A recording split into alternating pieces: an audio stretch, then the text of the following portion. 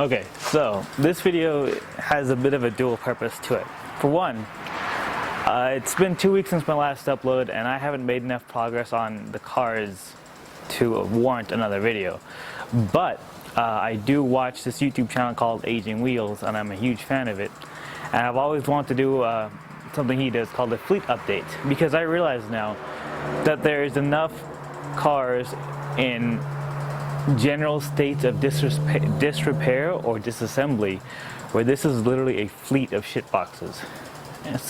And that plus a lot of people have been asking like where certain cars are or like whether I fixed this or how the car is doing and things like that. And rather than explaining to them in every single comment ever, I can just send them a link to this video. That plus it's also going to serve as a reminder of myself to actually get my shit together and get going. So here's a quick update of all my project cars, or all the project cars in this house. I'm going to structure them in order of cars that I am prioritizing. So the first car I'll show you will be my main priority, versus the last car I'll show you will be my last priority. Pretty simple, straightforward, and what better place to start off than priority number one, my dad's 1994 Volvo 940 Turbo. In the last video I uploaded this car, maybe about a week or two ago, or 3, 4, I figured out why it wasn't running, and the problem was a couple issues, fuel system related, which was the leaky fuel line at the tank, the clogged fuel filter, and the bad inline fuel pump. Now I'm currently in the process of putting a new head gasket on it, and well, I just got the heads back from the machine shop. New timing belt, water pump, head gasket. I'm basically resealing the whole engine, and I may or may not later on down the line actually pull the tranny out of it to reseal it, because I think the rear main seal is leaking too. That plus it's a 197,000 mile car, so it can probably use as much service as needed, and it's also been overheated a lot by the last owner. So yeah, that's kind of why this thing is basically getting a whole top end tear down. But I learned a lot from taking this car apart.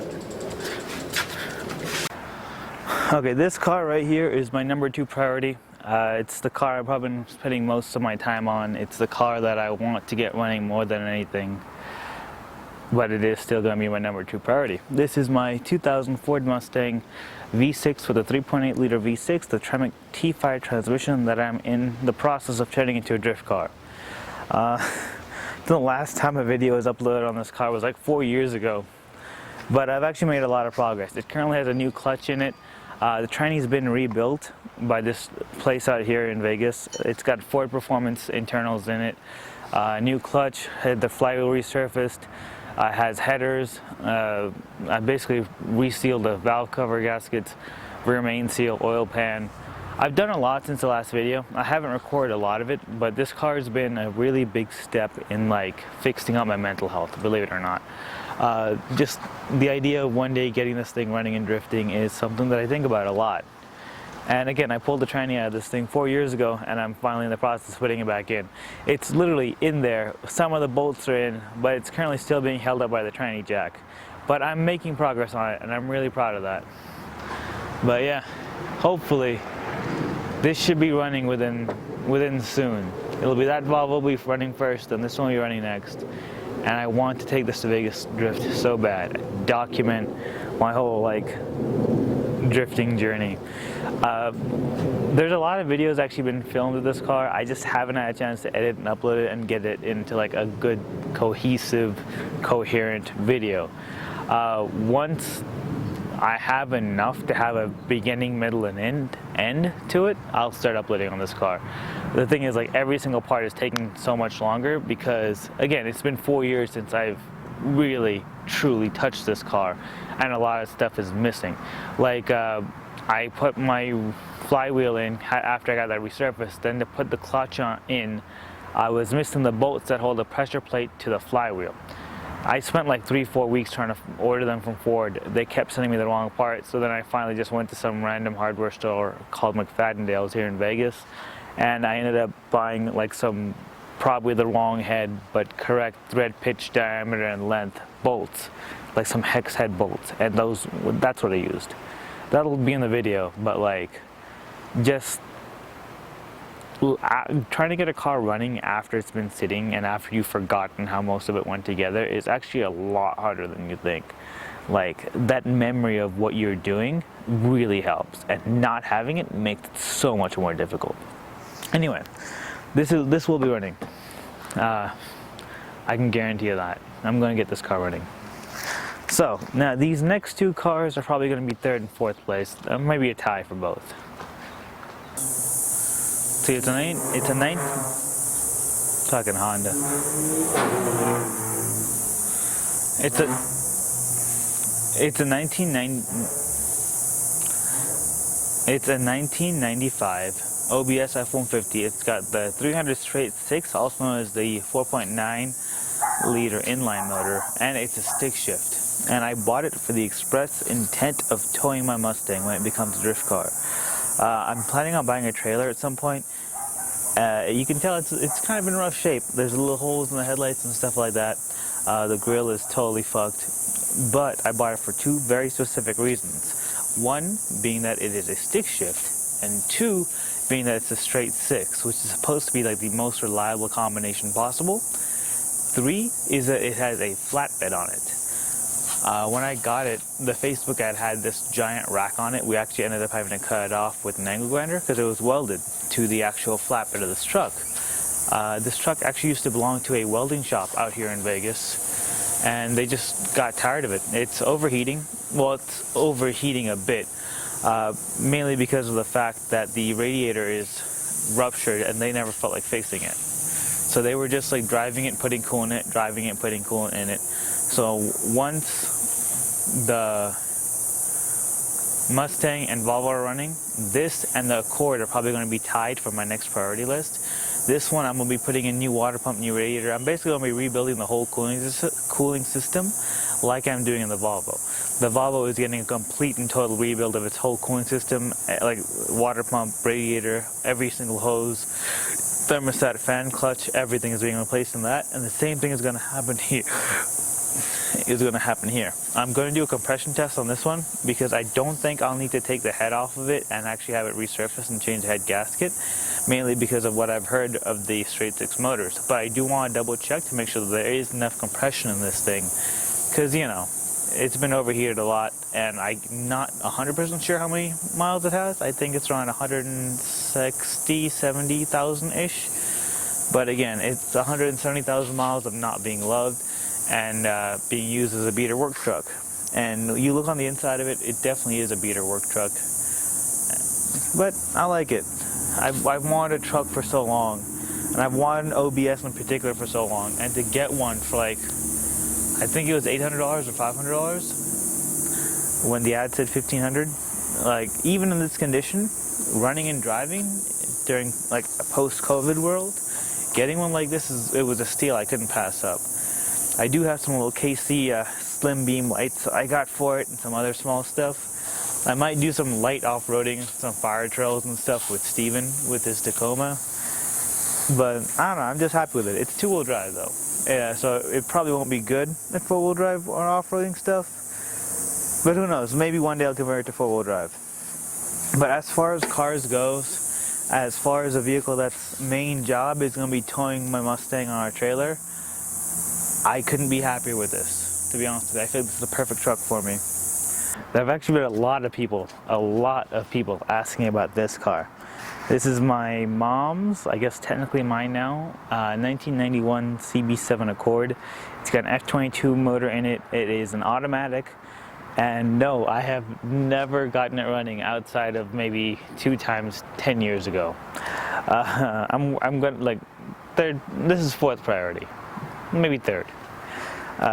So basically speaking, it's got this weird issue where it'll crank and sometimes it'll fire, but it just won't start.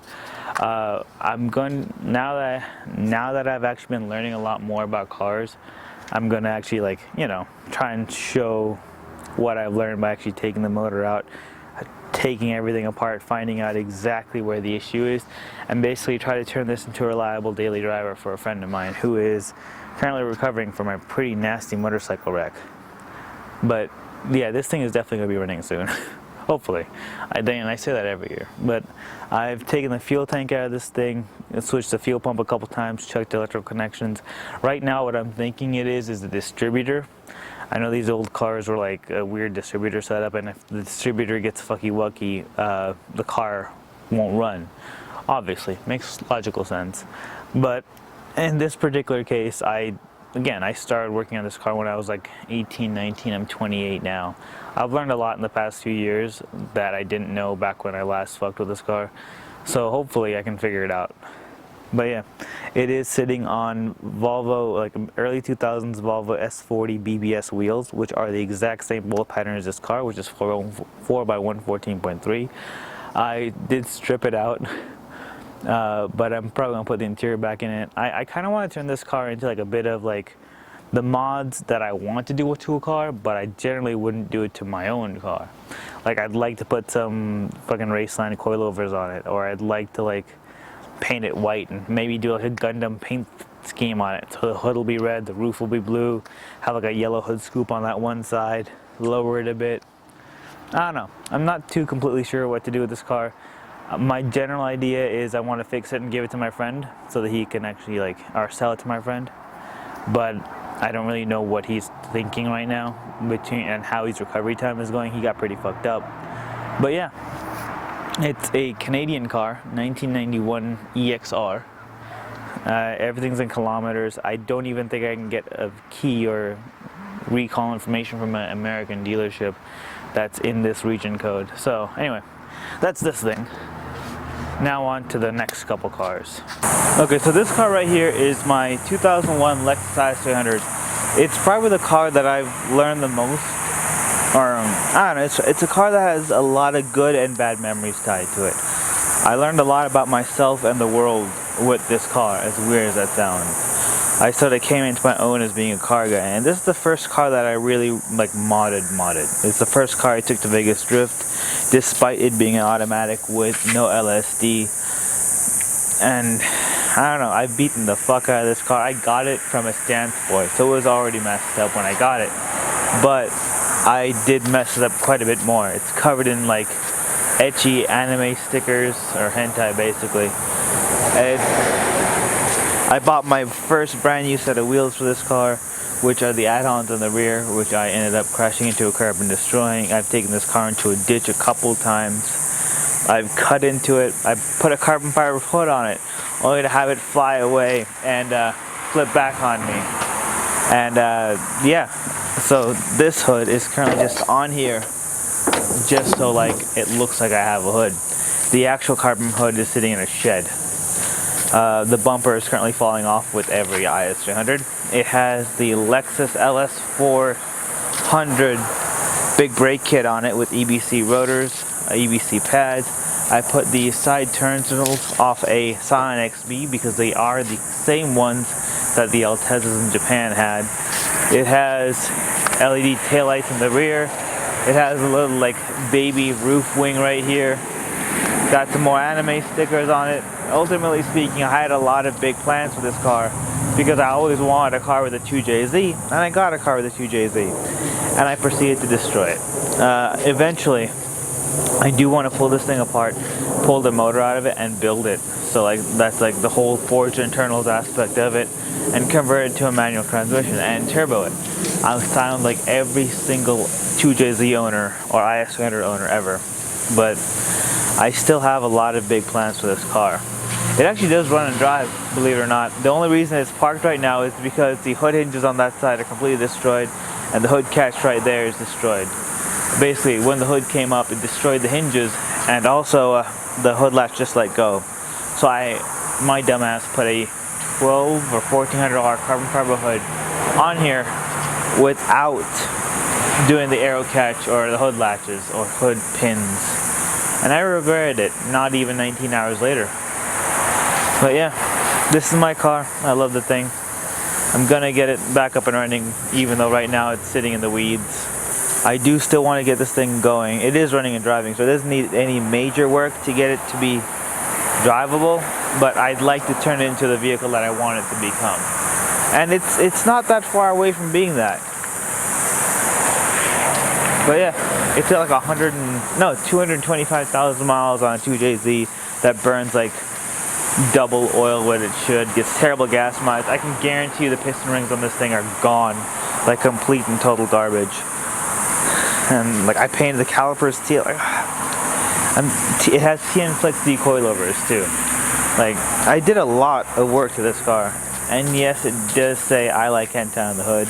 I put a Koyurad rad in it with a Hayden brand larger tranny cooler. It has silicone hoses from Mishimoto, upgrade thermostat. Let's see, I already said coilovers, Megan Racing RCAs, the larger brakes. It has a lot of work put into it, and I'm just letting it sit right now, but it will be running soon.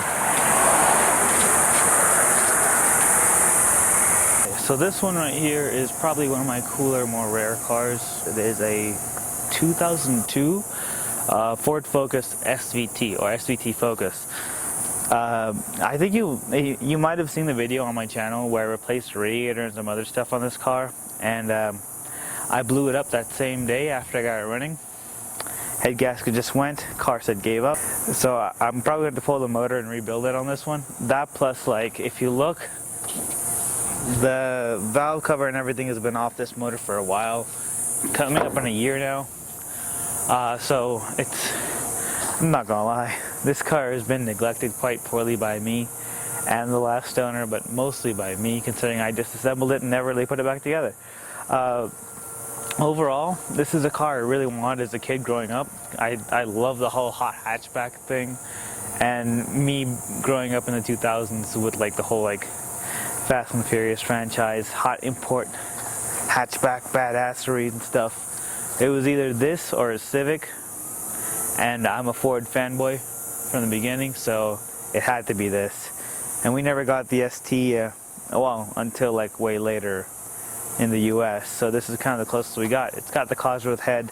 It has one of the EAP HID headlights and one of the regular headlights on the other side. I actually wired that in myself because I wanted the whole mismatched look. I'm gonna be honest with you, this car is gonna be kind of clapped, but it kind of reminds me of the starter car in Need for Speed, or like any Need for Speed game or Forza Horizon game, and that's kind of the aesthetic I'm going for with this thing, right? I want to turn it into like an autocross time attack track car, and it's got the moonroof, the leather seats, the whole cool SVT interior. I don't know where the key is for this thing, but I'll find it. And it's only one of a couple cars that's actually branded with our crew logo on it. Depending on what happens, I might fix this up and sell it to one of my other homies if he moves back to Vegas, but I'm not too sure. But yeah, it's a special car. I like it a lot. It's got some potential to it. Okay, so this is probably my least exciting car, but it's also the only car that is not currently parked at my house. Can you guess why? Because it runs. God damn, the wind is over here scaring the shit out of me. This is my 2007 Scion TC, and it's my daily. It's probably going to be the very last in this list of priority cars, mainly because it does run, and because it's a Toyota, it is insanely reliable. Now, I'm going to be honest with you, before I got this car, I was one of those guys that always shit-talked Scion TCs, right? It was never a car that I took, like, I never really appreciated it. And to be honest with you, it's a really underrated, slept-on little car. Like, granted, it's slow as hell. It doesn't handle that well in the twisties. It's not an FRS in terms of, like, that kind of slow. This is that slow Toyota Corolla slow. But it does everything a daily needs to do really fucking well. Number one, amazing gas mileage. I absolutely love this thing. Gets like 30 miles to the gallon, and that's what me driving like an idiot. It is a stick shift, so that might hurt it, I'm not gonna lie. I do feel like the ratios on this gearbox are really tight together, and it feels like it needs a 6th gear, but it is a 5-speed. So anyway, great gas mileage. It has this amazing panoramic moonroof, which I absolutely love on every level. And as understated and like regular traffic as this car is, there's something just amazing about pushing a button and having that roof open up that far out on a car that cost me $2,319. I did end up getting it at like a pretty good discount because at the time I used to work at a Subaru dealership, and someone traded this car in, I'm guessing on a BRZ, and the dealership only gave him like $1,000, and I had to pay tax, title, documentation, and all that kind of fees. I had to replace the control arms, replace CV axles, and some other minor stuff. But all in all, less than $2,800. I have had an amazing daily driver that I put like 20,000 miles on already, and it keeps going. It's got turn-signal mirrors. It has leather seats, which kind of suck. I'm not gonna lie, I hate them. It's got a massive rear hatch on it. Again, amazing panoramic sunroof, and the whole point of this car is to be something that I will not modify. It is lowered, but that was the last owner, not me. Again, big ass rear hatch. I'm gonna put a stereo in it and maybe a couple subs and like a better sound system, just so it can be more daily drivable, and maybe a head unit with like Android Auto and Apple CarPlay, backup camera, some other little things. But I'm not going to be boosting it. I'm not going to put it on coilovers. It's on like TN lowering springs and the stock struts and our stock shocks. I'm not going to be doing like fancy headlights. I'm not going to wide body this thing. I have a friend who said this to me, and it stuck with me. When a car has a purpose, what you need to do to it becomes really ideal or really easy to know.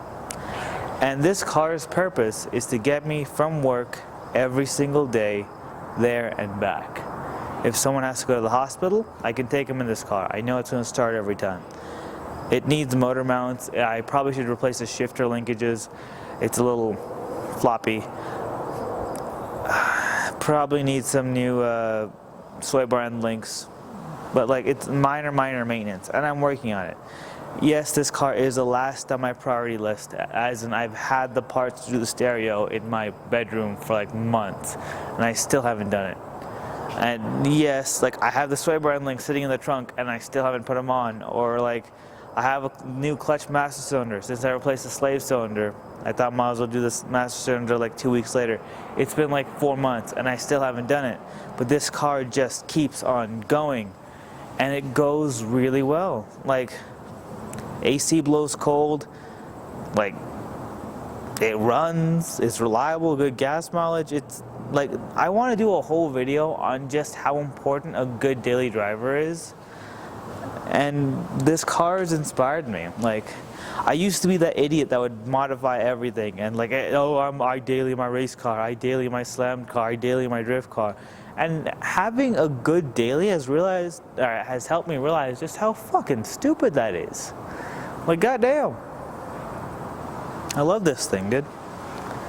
This might be one of my favorite cars in my fleet, actually. This car took me from here to UCLA Medical Center and back on my days off for like at least a month or two. It was making the trip there and back Thursday, and then there and back on Sunday. So it's driving back from here to LA 8 times a month for like 2 months to visit my dying friend. And in that book, this car is amazing. Oh, I will say, this bitch burns oil. If you get a Scion TC, keep that in mind. They burn oil. This one in particular burns about half a quart for every tank of gas, which is like half a quart every 300 miles. So that is like 1.5 quart every 1,000 miles, which I'm pretty sure falls under the little excessive oil burn category. But again, it runs, it keeps on running, and as long as I add a half a quart every time I put gas, it just keeps going. Like, so I'm not too worried about it. I might need new piston rings, or I might need new oil control rings, but shit, it keeps going, it doesn't leak anywhere, so win-win. Okay, so I know I said the TC was last priority. I lied. It's going to be these two cars right here. This is my 2002 Subaru Impreza Bug-Eye, and behind it is my 2005 Saab 92X, also a Subaru Impreza, very much. Both of these cars have blown engines. This one has been totaled in the rear, totaled in the front, and blown motor. That one just has a blown motor. If anything, I'm gonna get that one running first and then get this running later, but the only fate this car has for sure right now is to be a Gambler 500 car. Yeah, but definitely last priority. That's probably second to last priority, and this is probably last priority. I definitely want to do the Gambler 500 one day with this car, and I still, like, the Saab 92X, I kind of want to turn it into like a rally car slash like budget. Like I'm not even budget. I want to do the whole EJ25-7 6MT swap, lift it up, get some nice coilover suspension, all of that stuff. I just never ended up doing it because I blew the motor on it while I worked at Hot Topic. We're just gonna. I don't want to get rid of these cars. I'm gonna do something with them. It's gonna be a while because, as you can tell, there's quite a lot of projects. So if you can see right here just how totaled out this car is, it's literally just sitting in the side yard of my house. So this is where a drunk driver hit the car while it was parked at Steven's house and completely destroyed it.